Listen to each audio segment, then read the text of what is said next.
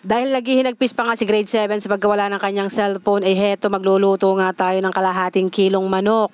Kalahating kilong manok lang dahil yun lang naman ang kaya ng ating budget.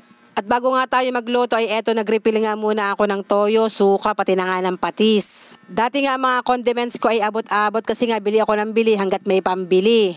Pero yan ay inutang ko lang talaga sa tindahan, as in inutang ko lang talaga sa tindahan ng aking inay at hindi ako nahihiyang umutang kasi marunong naman ako magbayad. At basta't marunong kang magbayad, wag kang mahihiyang mangutang. Charing. At wag na rin tayong gumaya sa iba na ang lakas ng loob umutang pero hindi naman marunong magbayad ng utang. Charing. At fast forward na nga, ito na nga yung adobong manok at medyo tinuyo ko nga siya ng kaunti para naman medyo masarap. Kasi nga nung nakakaraan nagluluto ako medyo maraming sabaw at hindi ko nga masyadong gusto yung lasa.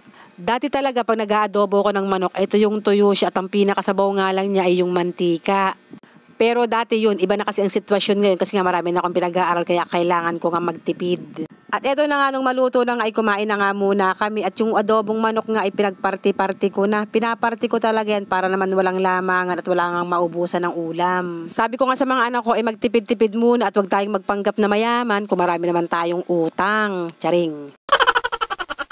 At kinabukasan nga, bali kanina, pagkatapos ko nga magkape ay nag-ayos lamang kami nitong mga halaman sa aming harapan. Dati nga noon, napakarami naming halaman dyan sa may harapan, mapabulaklak o kaya ay namumunga kasi nga ang nanay ko mahilig nga magtanim. Pagpasok mo nga noon sa amin ay bubungad sa iyo ang sandamakmak na halaman nga na namumulaklak.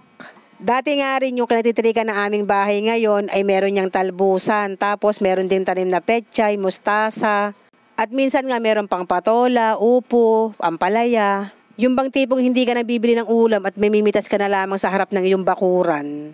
Tapos naalala ko nga rin noon yung kinatitirikan nga ng bahay ng mga kuya ko ngayon, meron dong bayabasan, tapos saging, papaya, tapos meron din silang alagang manok noon na 45 days. At katulad nga ng sinabi ko, dati yun, kasi nga ngayon meron na nakatirik na bahay nga namin, tsaka bahay nga ng kuya ko. At hindi na rin talaga kami makapagtanim ng mga gulay kasi nga dito sa aming harapan ay halos sementado na nga.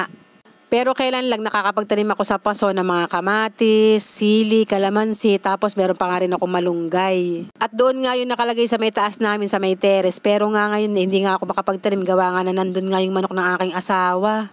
Ay ginawa na nga ang kulungan ng manok yung aking terrace, kaya nga hindi na ako makapagtanim doon at hindi na nga rin ako makapaglagay ng mga halaman.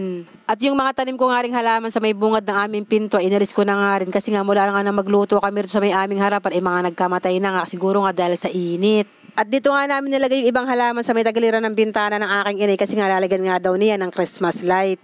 At eto na nga yung itsura ng mga halaman na inayos ko nga kanina. Medyo gumanda na siya ng kaunti, honey. At dahil birthday nga ng kuya ko ngayon, ay eto magluluto nga kami ng pansit Mickey. Wala ang kuya ko rito at hindi rin sila dito nakatira. Doon nga pala sila nakatira sa may Ayala, Alabang. Charing. Pinagluluto talaga yan ng aking inay kahit hindi na yan dito nakatira kasi nga nakasanayan na namin.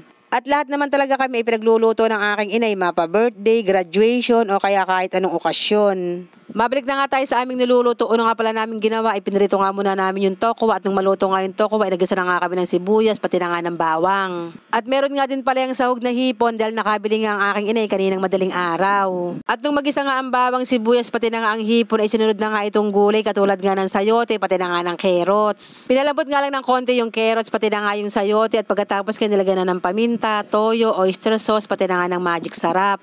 At nilagay na nga rin pala dyan yung pinagbayuhan ng ulo ng hipon para naman daw lasang-lasa ang pagkakahipon.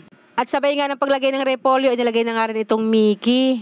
Hahalu-haluin nga lang yan ng kaunti at pagkatapos nga ay ayun, luto na. Yun nga palang pansit Mickey ay binanlian nga namin yan ng tubig na mainit ng 3 beses kasi nga kung hindi mo gagawin yung Mickey ay mapanghi. At nung maluto na nga, ayan, kumain na rin kami. Thank you Lord sa blessings, tayo po'y kumain. Yun lang, salamat.